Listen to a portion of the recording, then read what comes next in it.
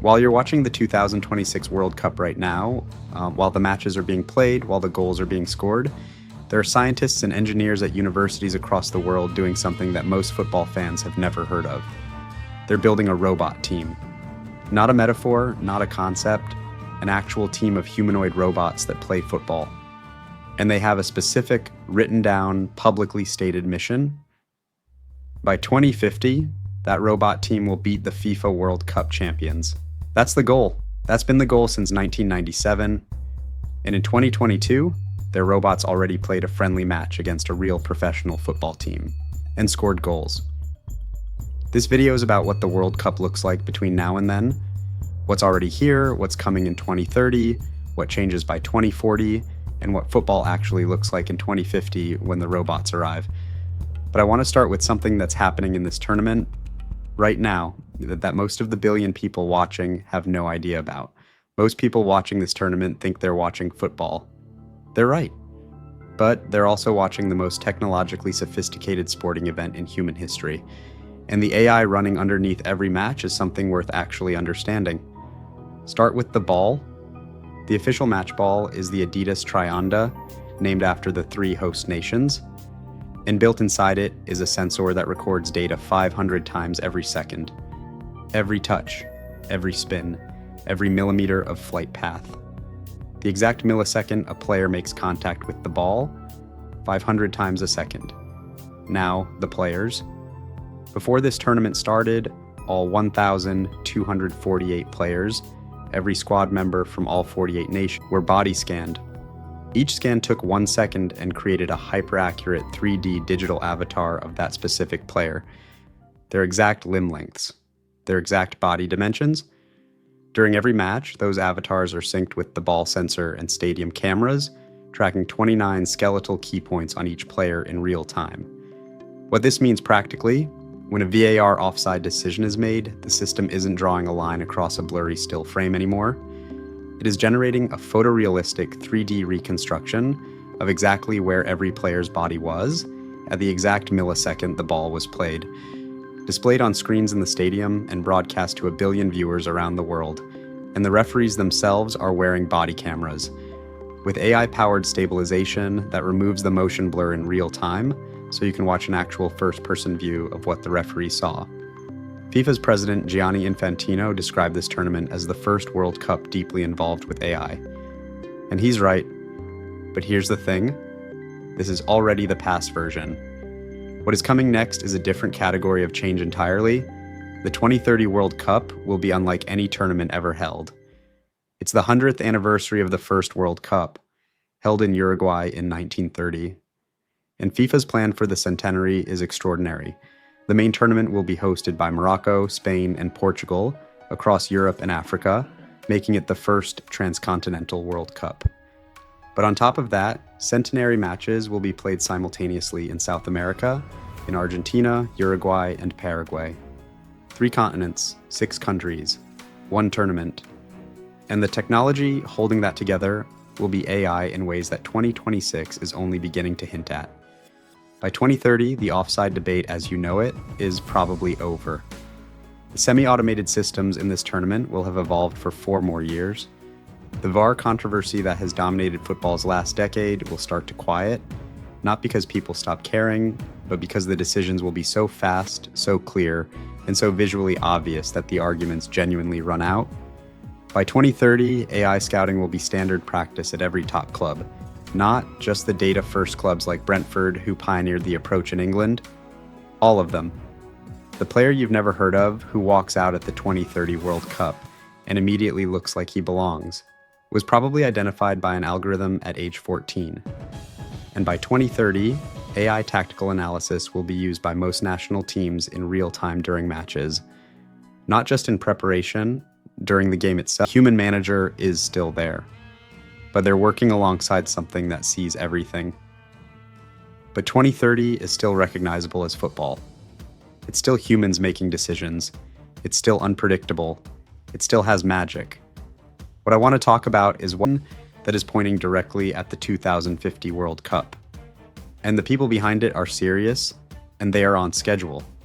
In 1997, the same year Deep Blue beat Garry Kasparov at chess, ending the era of undisputed human chess supremacy, a Japanese scientist named Hiroaki Kitano founded a competition with a mission that sounds like science fiction.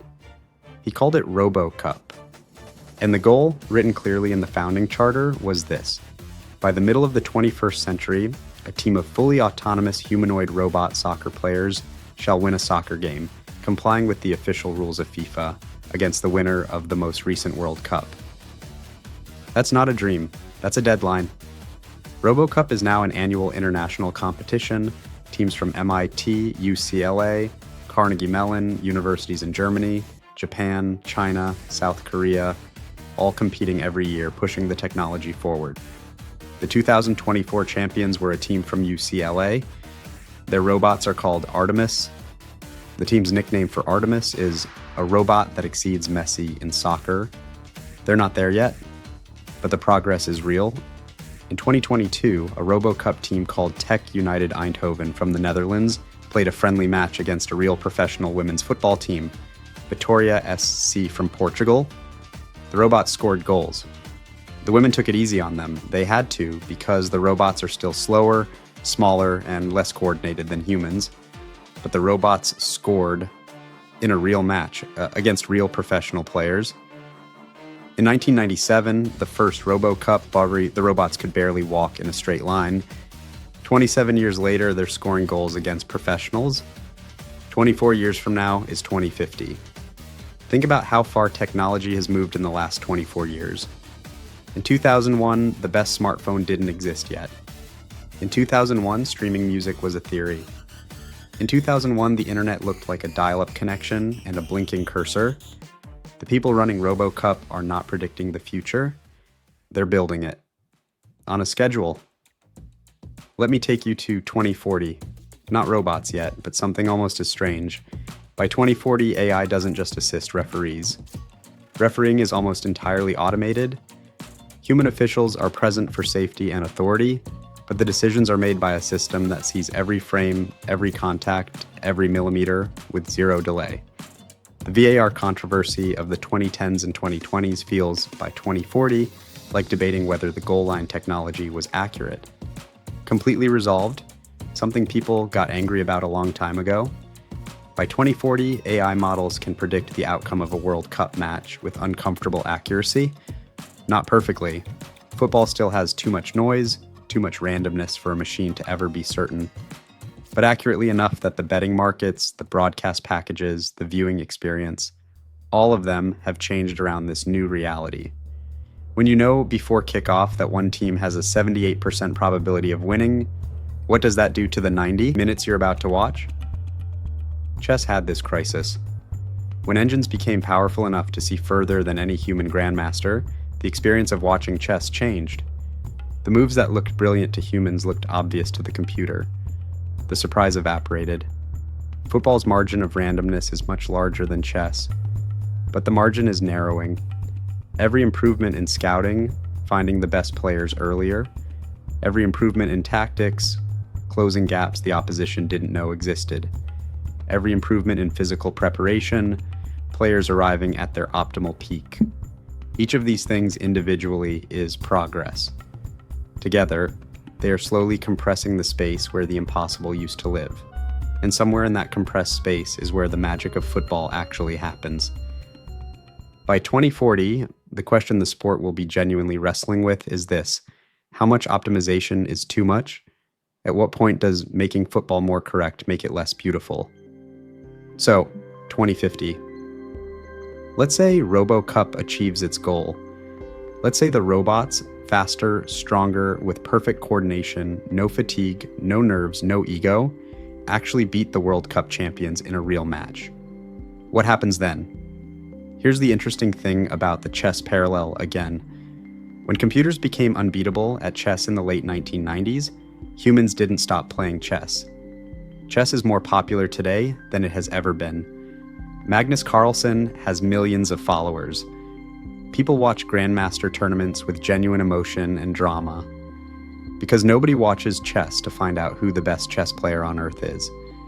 The computer settled that question in 1997. People watch chess to see humans perform at the edge of what humans can do. The human ceiling, not the absolute ceiling. Football in 2050 will be the same. Nobody will watch the Robot World Cup instead of the human one, because they're not watching football to find the most optimal version of ball and goal. They're watching for something that optimization cannot produce. The moment in 1986 when Diego Maradona received the ball 50 meters from goal, beat 5 England players and the goalkeeper in 11 seconds, and scored the greatest goal in World Cup history. Ball up in midfield, and with 11 touches in 11 seconds, cemented his status as one of the game's all-time greats.